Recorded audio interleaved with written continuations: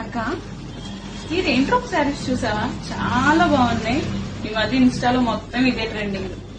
నీకు ఇంకో విషయం చెప్పనా, ఇదే రెయిన్ డ్రాప్ శారీతో మనం డ్రెస్సెస్ కూడా డిజైన్ చేసేసాం. ఇప్పుడు 2 days బ్యాక్ డిజైన్ అయిపోయి వచ్చింది. ఏ కస్టమర్ ఇంతకి?